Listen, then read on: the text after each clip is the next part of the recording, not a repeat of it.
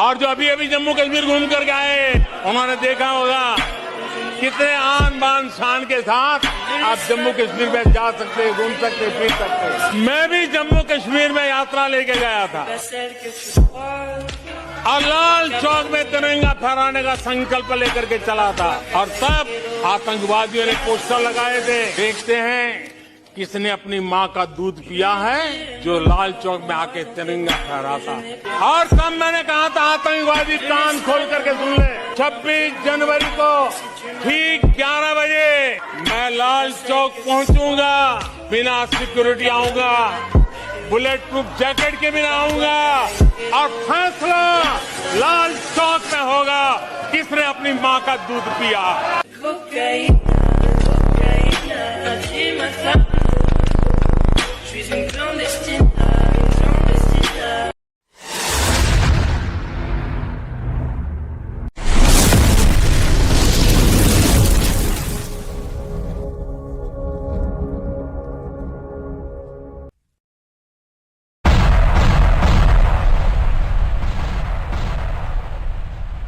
అందరికీ నమస్తే, నేను మీ వెంకట్.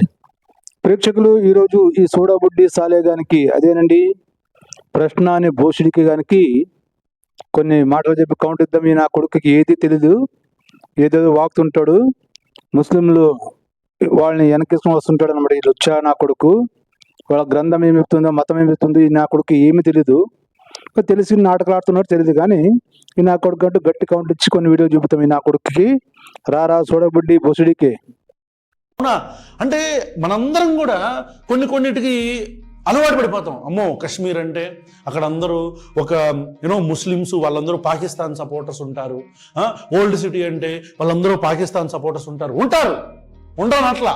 కానీ దాంట్లో చాలా ఇందాక చెప్పినట్టు ఎక్స్ట్రీమిస్ట్ థాట్ ప్రాసెస్ ఉన్న వాళ్ళు చాలా తక్కువ మంది. ఒరే భోసుడికి నా కొడక, ముస్లిం మతం అనేది టెర్రరిజం మతం రా నా కొడక. వాళ్ళ అల్లా ఏం చెప్తాడు తెలుసా నీకు ఖురాన్లో? నన్ను వదిలి వేరే వాళ్ళని పూజిస్తే మిమ్మల్ని క్షమించను, మిమ్మల్ని నరకాలు వేసి కాలుస్తానంటాడు రా అల్లా.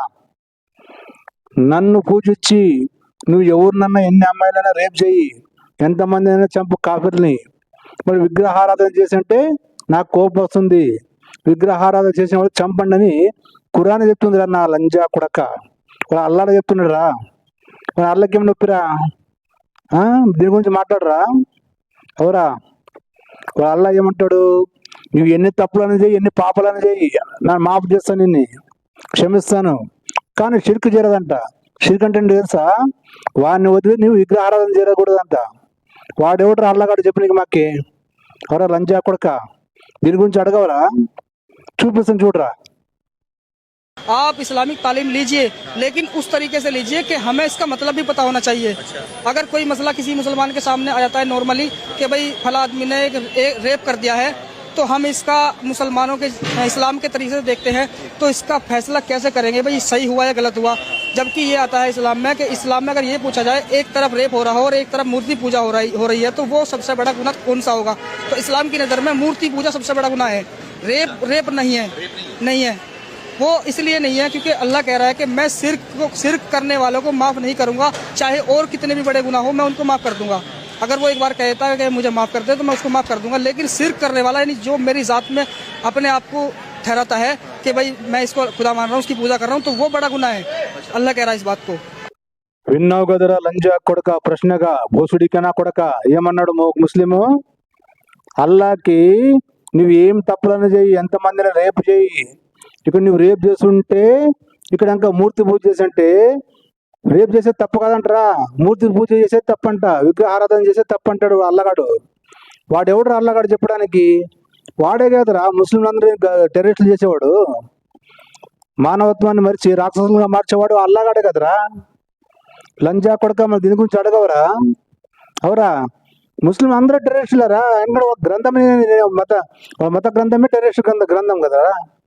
దీని గురించి మాట్లాడాలి లంజా కొడక. రేపు చేసినా తప్పలేదంటే వాడు క్షమించాలంటే అల్లగాడు. వాడు ఎవరు క్షమించడానికి? అంటే ఇప్పుడు రేపు చేసిన అందరూ క్షమించాలా?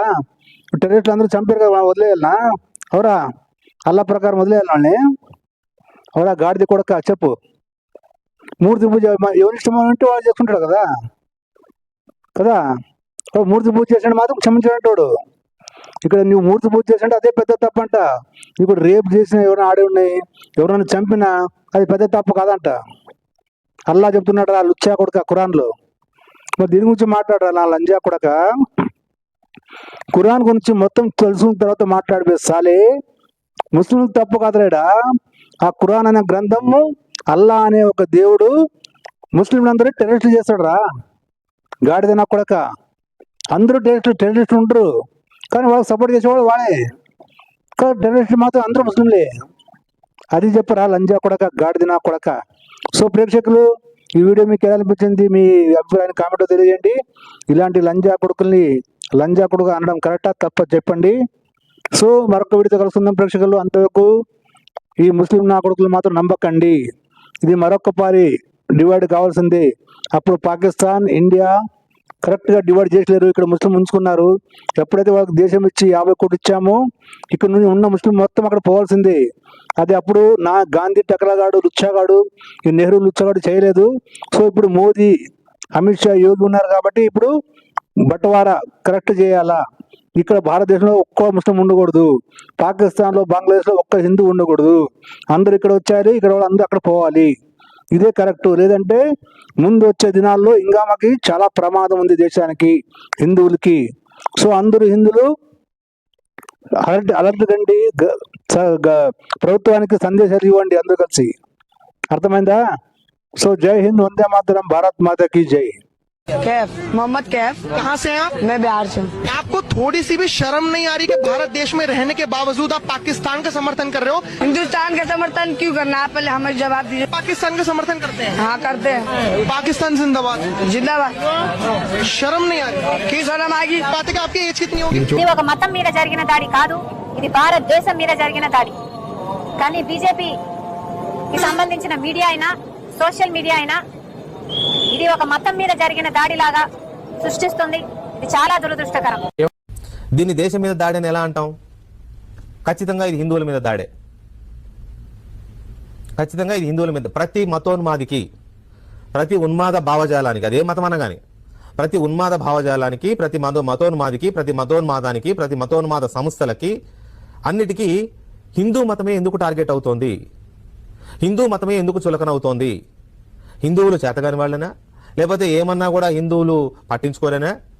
అందరినీ కలుపుకుపోయే మనసుతో ఉండడమే హిందువుల బలహీనత? లేకపోతే మైనారిటీలము అని చెప్పే ముసుగులో హిందువుల్ని ఏమన్నా మనం నడిచిపోద్ది అనుకుంటున్నారా? విన్నారు కదా, సెక్యులర్ దేశం అని చెప్తే నీదే మతం అని చెప్పి ప్యాంటీపు డ్రాయరీపు అని చెప్పి అంత దారుణంగా హింసించి చంపితే కూడా ఇంకా ఉగ్రవాదులను వెనకేసుకొచ్చేలాగా ఇది ఇంటెలిజెన్స్ వైఫల్యమని, పోలీసు వాళ్ళు లేరని, ఇట్లా రకరకాలు మాట్లాడేటువంటి మూర్ఖులకి నాదొక సూటి ప్రశ్న. ఈ దేశ ప్రధానిగా ఇందిరాగాంధీ గారు తన బిల్డింగ్ లో ఉంది, తన బిల్డింగ్ లో ఉంది. ప్రధానమంత్రి అధికారిక నివాసంలో ఒక ప్లేస్ నుంచి ఇంకో ప్లేస్ కి నడిచిపోతుంది. అరే మూర్ఖులారా, ఆ రోజు ఇంటెలిజెన్స్ ఉంది, పోలీసు వాళ్ళు ఉన్నారు, చుట్టూ వెపన్లు పట్టుకున్న వాళ్ళే ఉన్నారు. దొంగ దెబ్బ కొట్టాలనుకునేటువంటి ఎదవలకి ఇంటికో పోలీసుని ఈ దేశం didn't answer. హిందువా ముస్లిమా అని 2 times అడిగారు. వీళ్ళేం ఆన్సర్ చేయలేదు. రెస్పాండ్ అవ్వకపోయినా కానీ షూట్ చేశారు. షార్ట్ వచ్చే ముందు హిందూ ఏ ముస్లిమే అని 2 సార్లు అడిగిన. We both didn't respond anything. Then immediately I heard the shot. ఆ షాట్ अपनी बोलून आपकी ছিলেন, আপনি বলুন হিন্দু বলে মেরেছে, বলুন কালরাতে আমাকে বলেছেন হিন্দু বলে মেরেছে, হিন্দু বলে মেরেছে, বলুন বলুন আপনি মুসলিম আপনি কি কালমা পড়তে জানেন? না জানি না। বলুন, এদের বলুন, সেকুলার নেতাদের বলুন।